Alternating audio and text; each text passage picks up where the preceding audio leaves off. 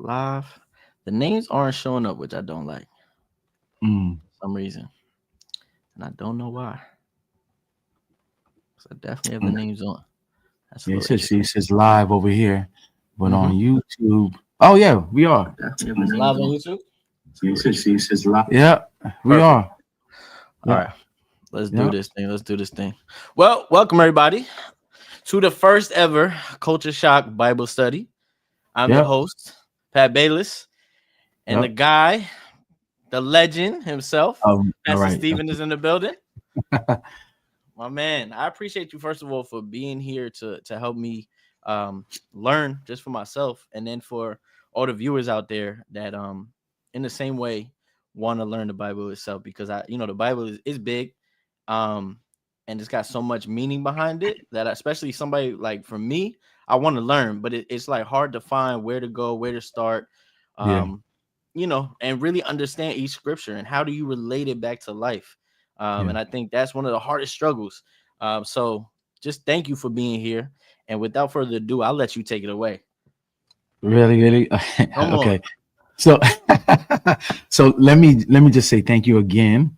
I know has been something that you wanted to do for quite some time, and then again, you had. I'm sure there's other people that you could have asked to do this Bible study. So, I appreciate you always including me into your next ideas and adventures. So, and for everyone out there, thank you for joining us as we go on this biblical ride of just trying to understand the Bible. And I know there are tons of people out there that just want to figure out the Bible, and more importantly, understand God, right? Understand God and get closer to God and build that relationship. So we're going to do our best in the first installment of this journey. But let's thank Pat. This is where you hit that clapping, you hit that clap Uh-huh. emoji. I thank Pat for pulling this together. Like I definitely can get with the vision of what he's trying to do. All right. And so Absolutely. if I don't, let me just say there are things I may not know. And even you ask questions, and I may say, we could pick that up next week. I'm also, will let you know, listen, I don't know. There are things that is above my pay grade. I try my best and study as much as you can, but it's impossible to know everything. And I am not ashamed to say, listen, I don't know it, but I can definitely research it and come back to it. Okay. So that's Absolutely. what we Before want we to do. start, Hutch, I just want to say one thing. Anybody that wants to come up and be a part of it, like it's me and him, but anybody that wants to come up and be a part of it, just text in the chat up and we will bring you up and you could be a part of it. Whether you don't have to have your camera on, you don't have to talk, but if you just want to Yeah. be up here and want to talk or want to relate, feel free. This is open for everybody. So I'm not just gonna there is people in here. I see that there's people in here. But I'm not just gonna bring you up. You just let me know in the chat. Just say the word up. That's fine, and I'll bring you up. But go ahead. Sorry. Yeah. No, it's cool. And then again, and this is a journey. We learning together. As much as again, I've been in church for most of my life and reading the Bible for most of my life. I went to school and all that kind of. Still learning. There's still some things, and that's what makes the Bible so amazing. That you read it today, and then 3 months later, you read that same verse and get something completely different. I think as you age and your perspectives in life change, things don't, it made sense there at 18. And now when you're like 30, things look completely different. And Right. so that's the amazing thing about the Bible. All right. So Right. as I told Pat, that what I want to do is begin in wisdom, the wisdom, what we call wisdom Psalms or the wisdom book. We're going to be looking in Ecclesiastes. I told Pat the reason why I think we should stay there, start there, it's because it speaks about finding meaning in life. Like I think that's our all of our goals is to try to make sense of life and to try to find meaning in what's the purpose behind everything that we do, and who best to learn that from than Solomon, right? Which many of us know uh, is one of the wisest, considered one of the wisest men who ever walked the face of the earth. All right. And so let me not assume everyone has heard of Solomon in some way. I many of you have probably heard because of his 700 wives. Because I know these dudes out there. Oh yeah, The I wanna be original like player. He's the original yeah, player. yeah. 700 wives and 300 side pieces, Yep. concubines, right? Yep. But what I love about Solomon is that the wisdom that he has. Now, he's considered one of the wisest men that ever lived, and one of the most foolish men that has ever lived. And I want to start there too, to let you know that it doesn't matter how smart you are, you still can make some dumb decisions. Like, you know, Absolutely. some of the smartest people make some of the worst mistakes. Okay, so I'm going to pray, and then we can pick up there and start. Right. So, Lord, thank you again for pulling us together. Thank you for this opportunity for us to learn as we open up the scriptures. You know, God, our desire is to learn more of you. Help us, oh God, to get understanding and wisdom so that we can be able to apply it to our lives and become better people. As I always ask you, Lord, we want this time that we share with you to be transformational. We want our lives to be changed by reading your word. And so thank you for allowing us to be in here tonight so that our lives can be changed. Amen. Amen. All right. So I want to, again, I want to begin at Solomon's when he was in the early teen. Now we're going to be reading Ecclesiastes. So that's where we're going to begin, Ecclesiastes 1. But what I wanted to do first is start out by learning about Solomon a little bit, learning about when he was a child, so that now when we get to Ecclesiastes, this is, I want you, as I told Pat, Solomon in Ecclesiastes is an old school unk. He's now grizzly beard. He's that guy at the park. Now he's seen a lot of life, and you sit by him and be like, yo, why things are like that? And he always dropping nuggets of wisdom. So in Ecclesiastes, that's an old Solomon who's seen a lot of life. And what he wants to do is leave that next generation some nuggets. Here's what I learned with all my wives that I had. Here's what I learned with all the different things that I built, having all the money in the world. Here's what I learned. And so that's Ecclesiastes. But what I want to do is start out in 1 Kings 3, 5 through 9. And I'm going to pull that up. So if you see me look over at my screen, I'm looking over at the Bible. So that's 1 Kings. Now I know many of you have the Bible app, and some of you have the paper Bible, like Pat. Yeah, I got the old school joint. Yeah, he got the old school. Yeah, you gotta go to the table of context and find. That's what I'm doing right now. For real. Look at 1 Kings. 1 Kings 3. 1 Kings 3. Okay, I'm there. Yeah. 1 Kings 3. And I'm going to start at the 5th verse, and I'm going to read it to the 9th verse. Okay. So it says, that night the Lord appeared to Solomon in a dream, and God asks, what do you want? Ask, and I will give it to you. And Solomon replied, you showed great and faithful love to your servant, my father David, because he was honest and true and faithful. And you've continued to show this great and faithful love to him today by giving him a son to sit on his throne. Now, O Lord, my God, you have made me king instead of my father, David, but I am a little child. Now he's about early teens or late teens, who doesn't know this way around. He doesn't know his way around. And here I am in my mindset of your chosen people as a nation so great and numerous that they can't be counted. Give me, is what he asks. Okay, so we're going to talk about this a little bit.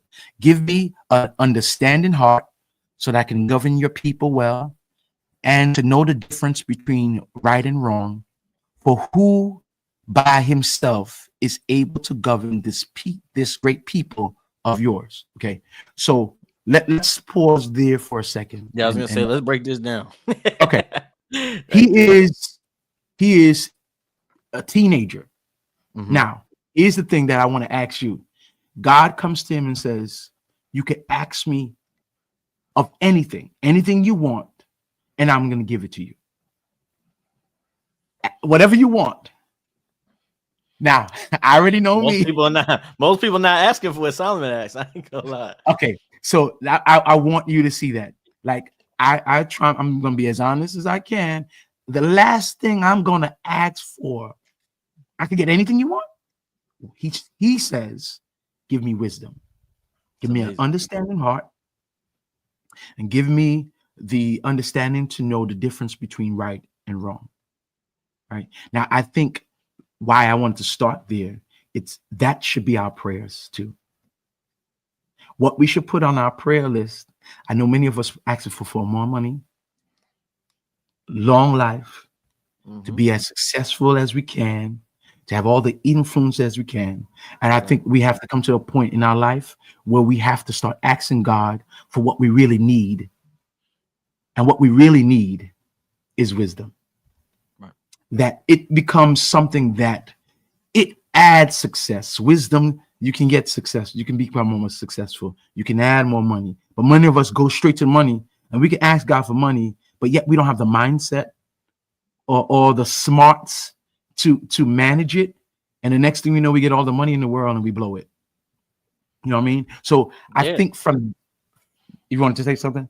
No, I just that part of just we act sometimes, or we want things that if God gave it to us, we wouldn't, just like you just said, we wouldn't know what to do with it. Like a lot of people wonder, like sometimes people wonder why they're in poverty, or they have that, they're not wealthy as much as they want. It's because God, if he gave you that $1,000, if he gave you that $100,000, it would be blown.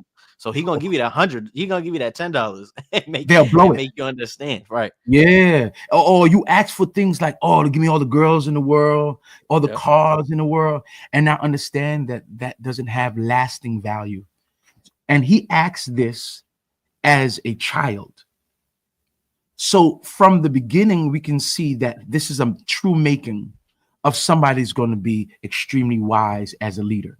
Right. And I think for all of us who believe that there is a leader inside of us, that our prayer requests, the Lord, give me more wisdom. Now, let's talk about what he asked, because that's important.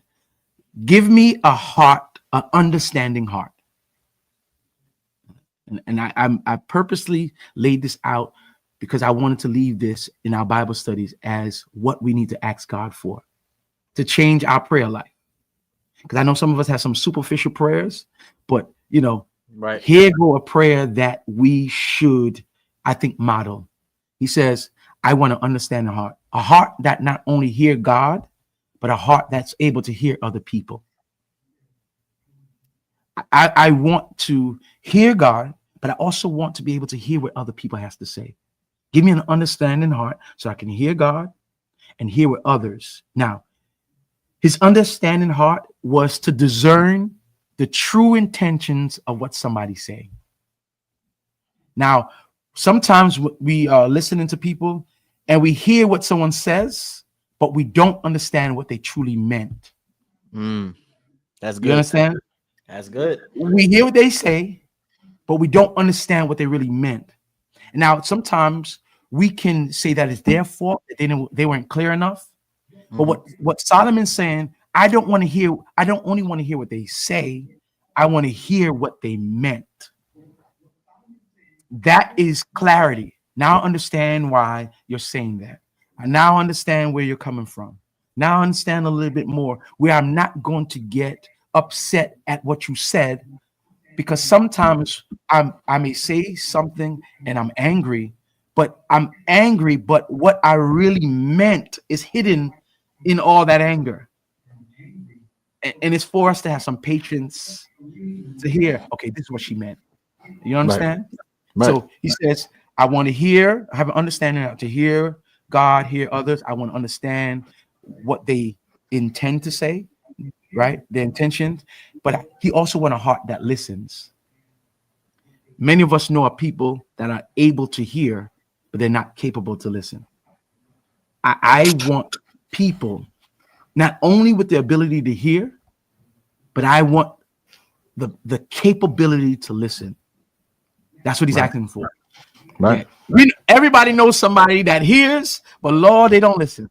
Nah, you can tell them 1,000 times. They're gonna ask you for that same advice 1,000 Same times. advice, right? And we all know people with the ability to hear, but they're not capable to listen. Right. Solomon is saying, I want a heart that hears God, hears other people, a heart that hears their intentions, and I want a heart that's able to listen. Now, again, this is a teenager. Right. That's maturity right there. Then he says, and number 4 is what I really highlight. It.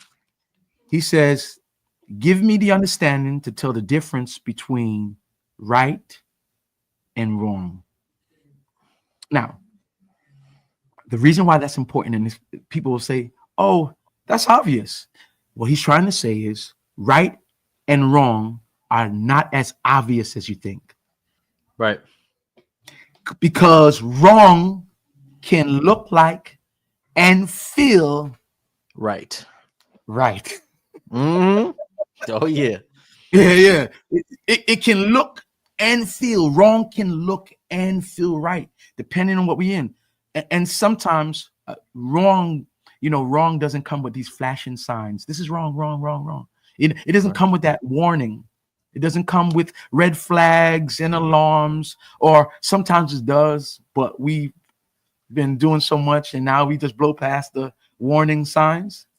What Solomon is trying to say is, Lord, give me the ability to tell the difference between right and wrong, because I know how wrong can look so right. I want to be able to tell that. That is a good prayer.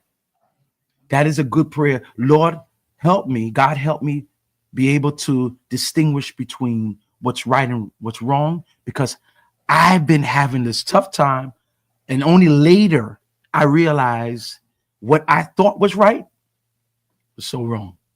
Okay.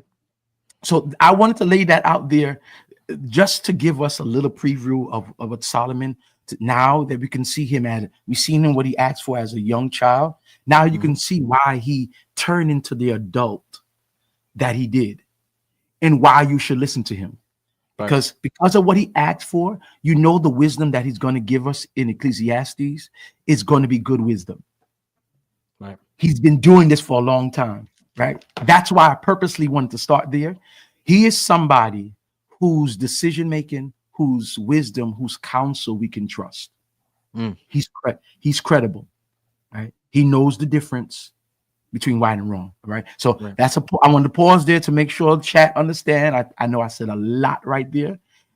If this was my Bible study, we would have, I could have ended right there.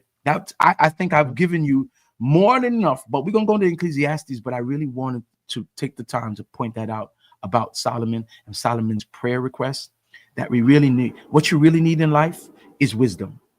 Right. You need an understanding heart. And you need a heart that knows the difference between right and wrong. And I would start to add that to my prayer list. Lord, help me. God, help me to know the difference between right and wrong. Okay. Right. And so when we get to Ecclesiastes, now you could turn your Bibles. Pat, we give you some time because you got to do the legwork. I gotta find it now. Shoot. Yeah, you got Ecclesiastes. Yeah, real quick. Let everybody else get there too. Yeah. See, so most people right now are going to have the Bible app where they just click. They can just type that in, can't they? There it is. Yeah. They can just type that in. All right. Ecclesiastes what? Okay, I see. Now, let me tell you about Ecclesiastes. A lot of people overlook this book, and they consider it to be depressing and dark. Why is that? Because they don't understand. Solomon is coming to the reality of life. He's older now, and he's seen life. Okay, so super relatable for yes. I think so many people. Everybody in here watching, I think that's super relatable.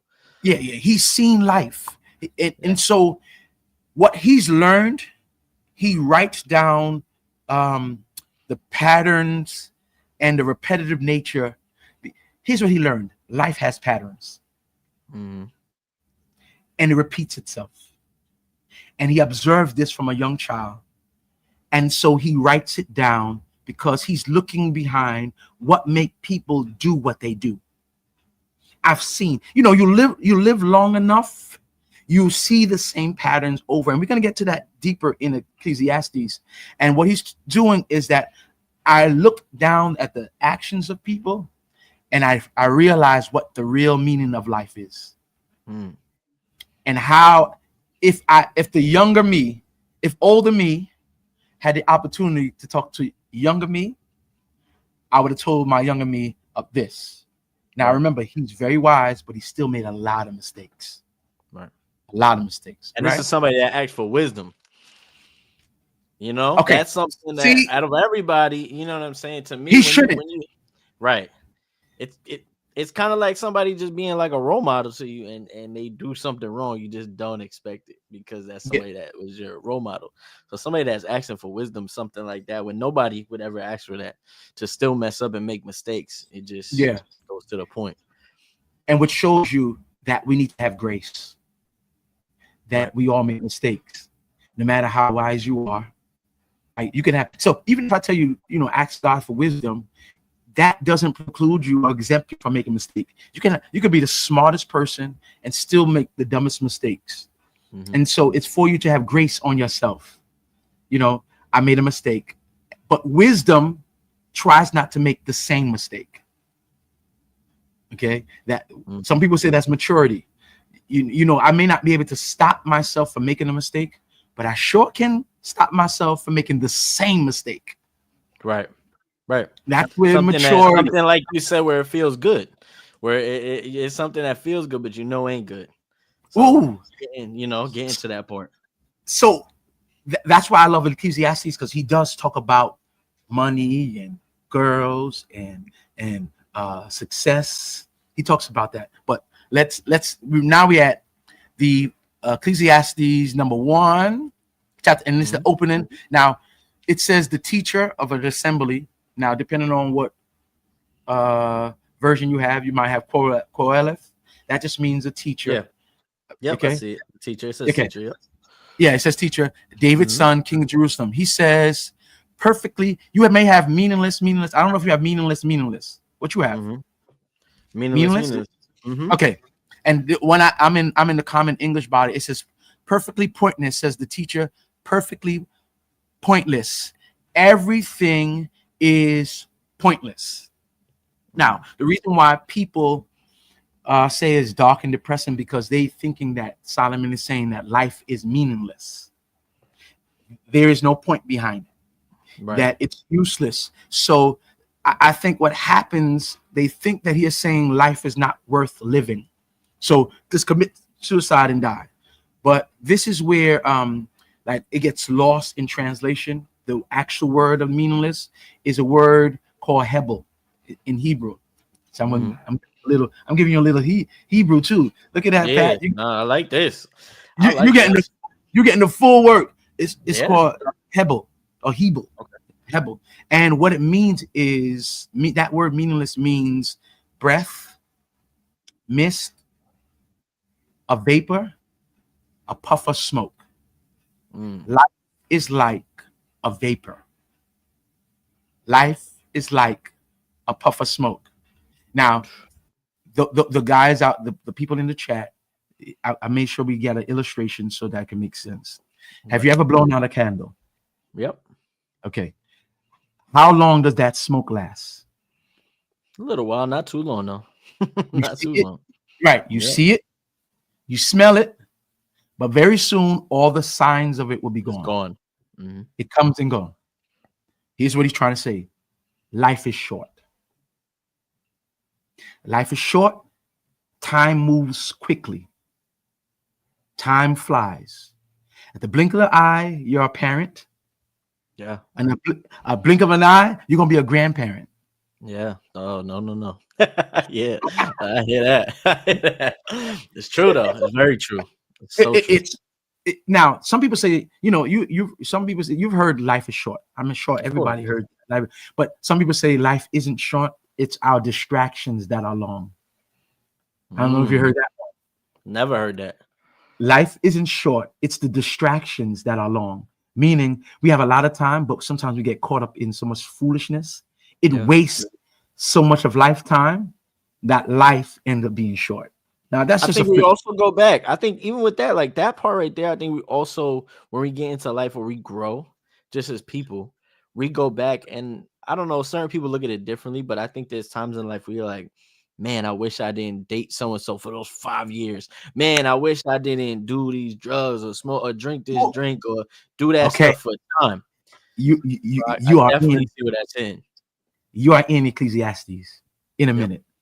That's what I can't get. We don't want to skip ahead, but Right. we don't want to get ahead because this is a journey. We're going to walk through the book, but you understanding now the regrets that we have, Right. the meaning of it, right? And that's what Solomon wants to get to. Remember, this is his old self talking to his young self. The things that you get caught up in at that age, you're going to realize at my age,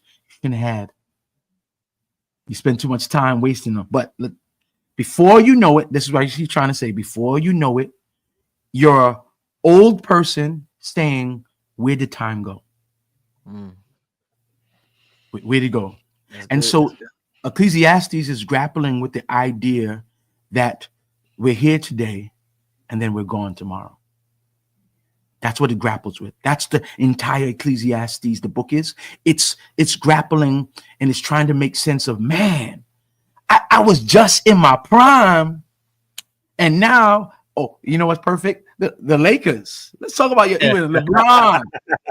Let's talk about LeBron. He's had a long prime. He had a long prime, but now when they got Luka, Right. they are looking towards the future. He's always been the future, not anymore. Right. He can see his career setting. Right. And I bet you if you asked him, he's going to say it happened in a blur. Yeah. Now, it felt like forever for us, but for him, he's going to say, man, I feel like I just came in, what was it, 2003? 2003. Yeah, he's going to say, man, I feel like I'm playing with my son. Yeah. So that's what Ecclesiastes is grappling with. It's that smoke. It's that smoke. You blow the candle, you smell it for a while, you see it for a while, and all of a sudden it's gone. But not only is that, life is quick, but he's also saying, if you puff that smoke. Now, have you ever tried to grab smoke? Like, can't grab it.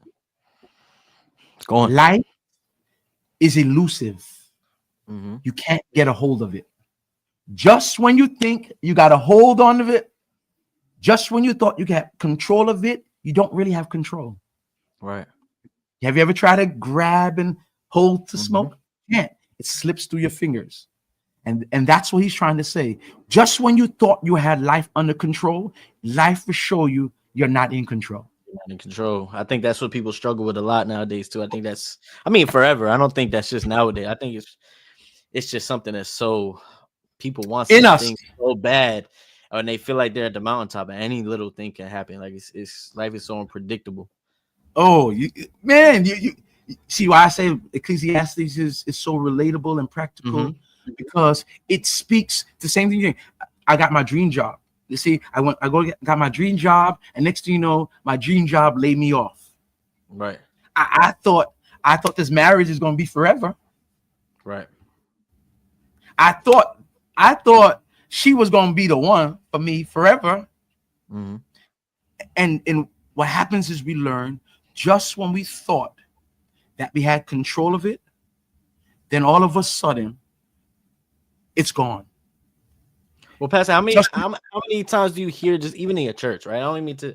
I mean to keep it on this track, but on your church, in your churches in general, or just people you talk to, how much do you find people are fighting and pulling back against that it's like almost like a tug of war, where you're saying, just in general, like for me, somebody maybe I wanted to be with at one point in my life, and I'm still not trying to let go of the rope. I'm trying to pull it back, but life is telling you and life is showing you that it's unpredictable, and that's just not what's going to happen. So that's it. And then what happens is people go through levels of frustration and breakdowns, because when we look back at it, all that we accomplished, on what we thought we was going to accomplish by a certain age, and we realize, man, we're not there. They go through this crisis of like, oh my God, I thought, but now you look back at what you thought and who you thought you should have been by now. You go through this crisis or breakdown and say, oh my God, I really haven't accomplished much yet. And what Solomon is trying to do is confront us with reality. That's what he is. Because all of us has this pretense of people we pretend to be, and we're not. Right. That people we project this false strength. We project false perfection because we want people to accept us. We think we're more than we are. We make it seem like life is all that great. And what Solomon is trying to do is let you know, listen, ain't no time to fake. This is a dose of reality. You ain't all that. Life is out of control, and you got to learn to accept it. Because the longer you don't accept it, the more frustrated you're going to be, and the more disappointed you're going to be. Does that make sense? 100%. Mm-hmm. Okay. Because if you don't, you'll get emotionally bankrupt. You know, there are people stressing out right now. They're emotionally bankrupt because of the people who they're pretending to be. And they refuse to confront who they really are. And so every day before they leave the house, they leave as somebody else, pretending to be somebody else. And the only peace that they have sometimes is when they come home and look themselves in the mirror and say, my God, I faked all day. I've been faking. That's tiring. Yeah. Pretend strength makes you real weak. Yeah. Yeah. Right. Anybody out there pretending to be strong because they think they're in control. What Solomon's trying to let you know, things happen. Right. Things happen. And the quicker you are able to accept that is the quicker you get in control. You can't control life. You can control a little bit of things, but you can't control everything. So hopefully that makes sense. Okay. Absolutely. That's why I love Ecclesiastes, because it does. It makes me always confront reality. Right. No more pretending. This is not, who are you really? What are you really trying to, you know what I mean? That's what it is. Okay? So now in verse number 3, so when he says pointless, he's saying life is short, life is elusive. Verse number 3, he says, what do people gain from all the hard work that they work so hard at under the sun? Now, you're going to hear that a lot, under the sun. Under the sun just means on earth. Okay. Okay. Yep. When he says under life, he means all the work that people are doing, all the work that you gain. What would you leave behind that leaves a lasting monument of all your efforts? If you add up everything in your life, what have you gained? All that hard work. What can you leave behind? What all the hard work you did, what have you gained that's going to have any significant value where you can leave it behind? Now, his answer is obviously no, but again, I'm going to wait to give you, he comes to a conclusion, right? Okay. He's saying, what are we doing, working so hard, burning ourselves out for what? Some of us are working tirelessly, burning ourselves out for what? Results, for productivity, for fame, for influence. And he's trying to say that nothing is wrong with that. But what he's trying to say, that we are going out these pursuits for a paycheck, for influence, for affluence, for money, for possessions, that sometimes we allow what we gain to define who we are. We allow all the gains in the world that we get, the money, to define us. What we have is who we are. If somebody asks you who you are, you think it's the money. Here's the problem. Right. When you lose what you have, and then you lose who you are. Yeah, if they strip you down right now, are you going to be able to confront who you are? Are you going to be able to say who you are? They strip you of everything. So when pandemic hit, when Wall Street crashed, remember all those stockbrokers were jumping out the window because who they thought they were was wrapped up in Wall Street. They defined themselves by what they had, and when they didn't have it anymore, they thought their life was useless. It's over, and it's over. And so what Solomon's trying to say is, be careful. Be careful with all that you're trying to do, because you're thinking all that hard work is gaining you stuff, but is it really giving you value of who you really are? And if you're not careful, we'll become what we have. Right? So let me just make sure, does that make sense for the chat? And everybody knows, because we've been talking about a lot of stuff. Yeah. And I don't go ahead of anybody. Okay. Hopefully that makes sense. All right. So somebody commented just a little while ago. Actually, we'll wait to the end. Go ahead. Now keep going. We'll talk about it at the end. Yeah, okay. All right. So so what are you working so hard for? Be careful. Be careful. And at the end, he's going to show us how. He's going to come to a conclusion, and he's going to inform us how we have to change our pursuits with the goal. The goal should never be money. Right. Yeah. That he's going, but I don't want to get ahead to how he comes to the conclusion of, but what he's trying to do, we have to evaluate our pursuits. We gotta evaluate what motivates us. We got to really evaluate it, because it may be what we are seeking is burning us out. Okay. So verse number four, he says, generation goes and generation comes. Now he's trying to say life is repetitive. Right? What goes around, you heard it, what goes around comes around. And this is and most likely those sayings are based on what he said. Right. They a lot of things that you hear that become slogans, what goes around is based on Solomon. They're using, so what goes around, everything comes around. What has been will always be again. What's present, right? What is present will soon be past. Right? That's the lesson. He goes through under the sun, everything runs in cycles. Right. Nothing is permanent. Nothing is lasting. It comes and it goes. If you think you're building something that's going to last forever, you're fooling yourself. Right. Not to say there's only one Pat, there's only one Stephen. But if I think I'm the best thing to slice bread, that there won't be something coming after me, I'm fooling myself. That ego. Oh, see, yeah. If you think, and that's what makes people have a difficult time of letting go. I've lived that. I know. I feel it. I've lived that. So I completely understand what you're saying. Yeah, it comes in. Sure. That's what he wants you to know. It comes and goes. And if you're thinking you're building something that's going to last forever, then you're going to be frustrated. You're going to be disappointed.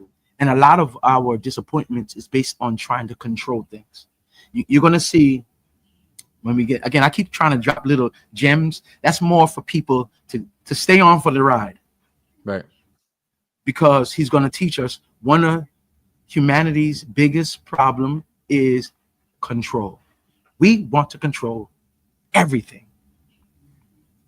Have it our way. And this ain't Burger King. Right. You can't have it your way. All right. So I'm in verse number 8 now, because basically from 4 to verse 7, he's just gone. All right. So here's what I love. All words are tiring. No one is able to speak. The eye isn't satisfied with seeing. Neither is the ear filled by hearing. Now, there go the Bible in its poetic. You're like, what in the world? Yeah. Let me for sure.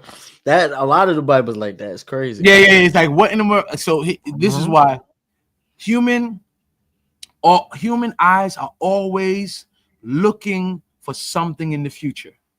We're always looking for something new. We are never filled. Our eyes are never filled. Meanings we always want something. We're never satisfied. We're always looking for something brand new. And we don't realize if life is repetitive, it happens over and over. We always want something brand new. Basically, what he's saying, we see something new today. Oh, look, that's new. We see a new girl today. We go through the cycles and we go, we need something else new again. Yeah. We go through the cycles with her. Guess what? We see something else new. Yeah. Repeat the same cycles with them. Our eyes always want, oh, I see a car. I want another car. Yep. What he's trying to say, our eyes are never satisfied. He's always looking for something. We're always craving something. We always need something. We always want something. And what happens is we get tired. We're never satisfied. We never learn to appreciate anything because we always looking for something new.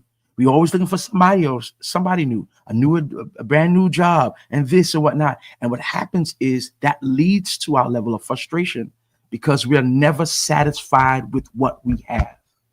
Right. We're always looking for something else. Let me look outside that window because there might be something else new out there. We have a perfectly good life, but guess what we're looking for? Something else. Something more. Mm-hmm. Which we're never satisfied. And so what he's trying to say is we have to learn to appreciate what we have right now. Appreciate that what we have is this moment, that we should not always be looking for something new because there's nothing new under the sun. Right. That girl you think is the dime, there's going to be another one. Yep. That guy you think is the best thing, there's going to be another one.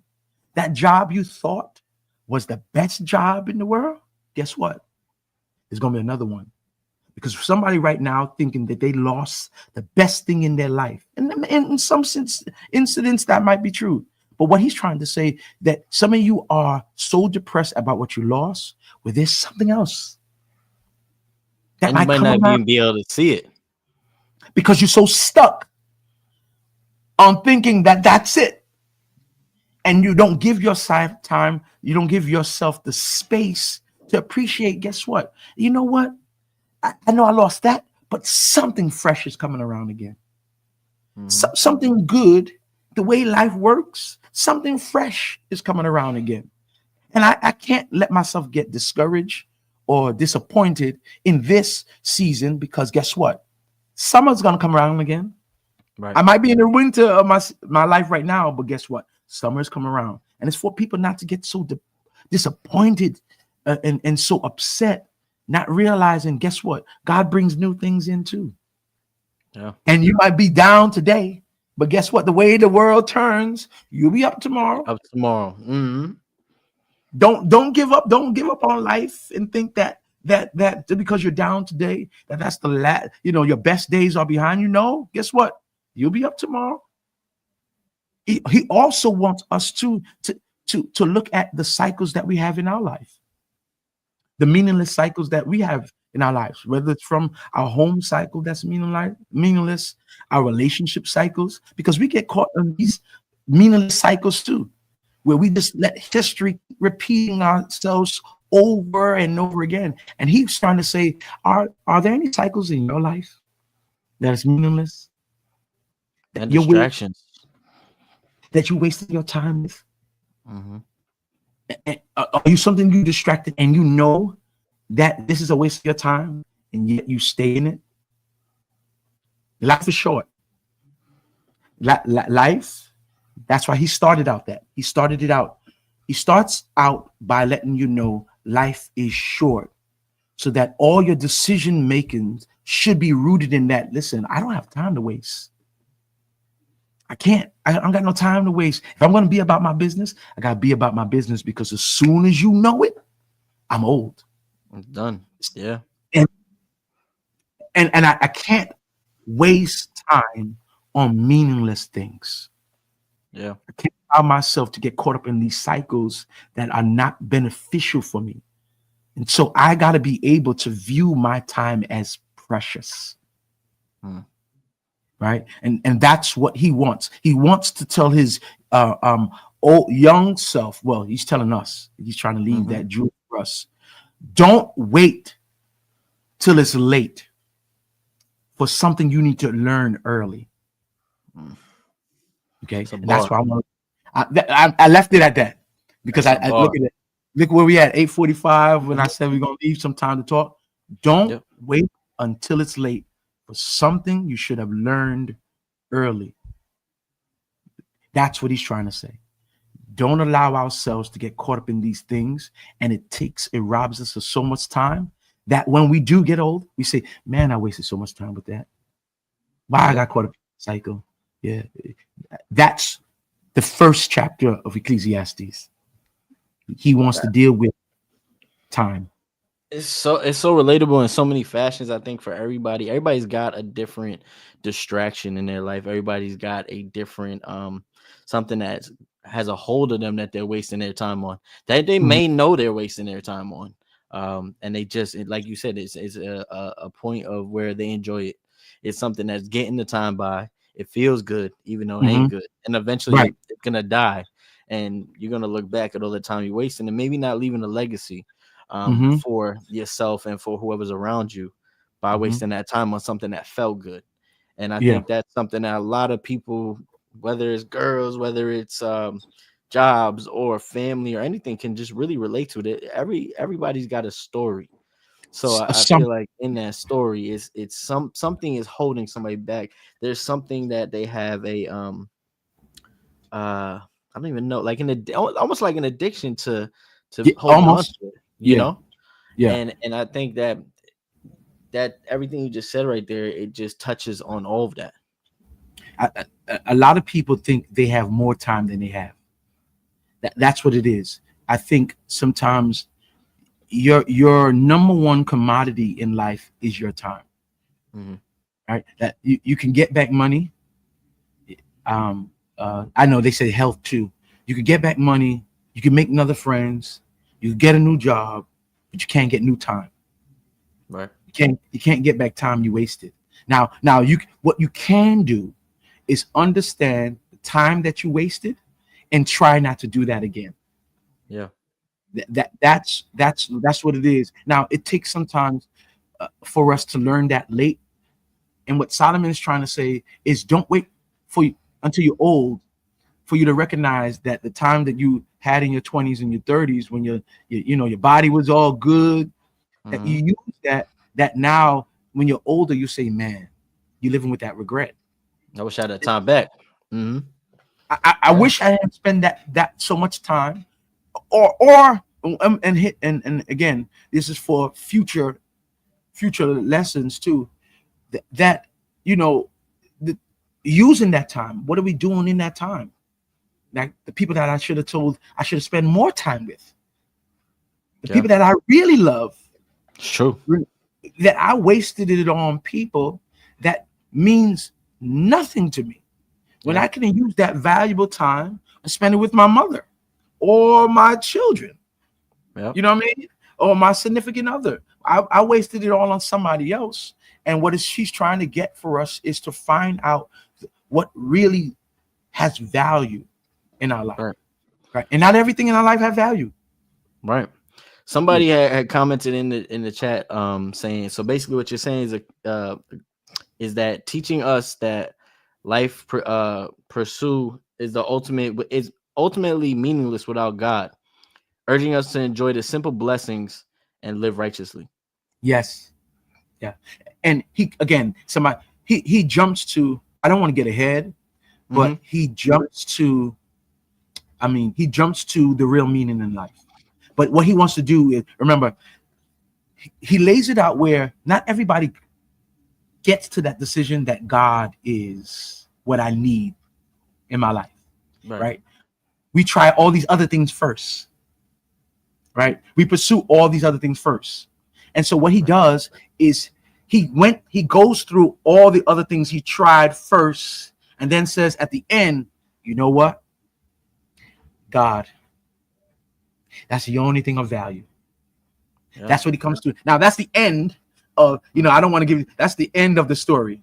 I'm giving you the conclusion early, but I still want us to walk through his journey of success. I want you to walk through his journey of jobs. I want you to walk through his journeys of all of his accomplishments or everything he built, because that's what he was doing. He was searching to find meaning, that he did a lot of things. He had women, he had money, and he realized, I tried all these things and they didn't satisfy me. The only thing that was able to do it is God. It didn't fill me up. And so, but the first thing he wants us to recognize is our time. Yeah. That's what he wants us to recognize first, is time. And that's what I mean, today's Bible study would be on recognize your time.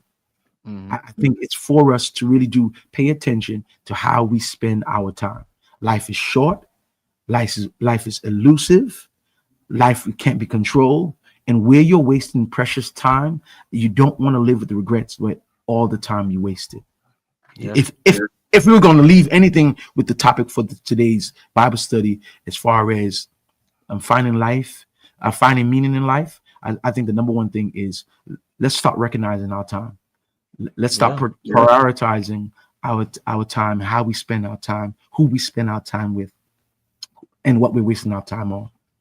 It's so true. And like, it's just a good first word, man. Like, just going through it, digging through that, it's an amazing first word. And just everybody that's in here, everybody that's watching, anybody that's gonna watch on the rebroadcast, we want you guys to be fully involved. If you want to come in here, listen, learn, that's amazing. For me, I'm learning crazy with this. But if you want to come up and join us, even if you don't want to talk and you just want to feel that type of connection, we want to build a community. So anybody that does want to come up, feel free to come up. Feel free to ask to come up. We will bring you up. We could speak together, everything. If you want to continue to write in the chat, that is completely fine too. But we plan on being here every Wednesday for you guys to really just learn, and spread the word and create this community for God, because that's what we're here to do, is to serve him. So, Pastor, I just again, I'm gonna tell you thank you every time. I know you hate when I say thank you. You don't have to. But I'm gonna tell you thank you every time. A good first word. And just, man, this is so important. Moving forward, that people really learn about Solomon and multiple other stories in this Bible. And I'm just excited, man. So, thank you. Yeah. Can you stop? And then too, anybody that comes up and you want to, tell your story, your life story, because again, I think our testimonies are powerful, because you tell us about your defeats and you tell us about your victories. Like, if anything you do, you come up here and you tell us what life has taught you. Where have you wasted your time? And again, this is not a place where you should be ashamed or bashed. We all are testifying that we wasted a lot of time. Yeah. We on a lot of things that we thought was the best things ever in our life. We thought it was, the best thing ever, until later on we found out, man, it really wasn't that. And even if you've been low, after that, thinking that was you, maybe it was with a significant other, or maybe it was a job, and maybe it was a part of a family, whatever, a friend, that was you. And now that it's gone, you think that you're meaningless or worthless. Right. And don't that's be not afraid to come up here and talk about it. It's not true. But don't be afraid to come up here and talk about it. This is a free space, a non-judging space. We just want to build that safe environment, and then eventually down the line, I would love to get everybody that comes on here to do something in person and build a community that way. So it's the sky's the limit with this, and I'm just proud to really put this together with you and do this. Again, this is a journey. I think for day one, this is a good place to begin as far as this journey of learning, and not, the thing I say is, when we learn about God, we learn about ourselves. Like, more that we get to know God, the more that we figure out who we are. Who knows us better than him? Like, nobody. Nobody. And so this is a journey of us just looking at a lot of just practical, sensible life applications that we can apply to our lives every single day. And again, who best to learn from than if not Solomon? And so I think today is a good place to start. So it's important, and everybody out there, I'm a person that does this a lot. Just continue to read your Bible. Don't stop just because we did today and then wait till Sunday and then wait till Wednesday again. Yeah. Don't stop reading your Bible. Don't stop listening to gospel. Continue to make that your everyday routine rather than something that's a one-stop shop to really learn. I've been a person that, even to this day, sometimes I find myself not reading the Bible or not listening to gospel music every day and trying to stay in that routine. And it can be tough because a lot of the worldly stuff wants to rope us back in and just stick to it. Be inspired.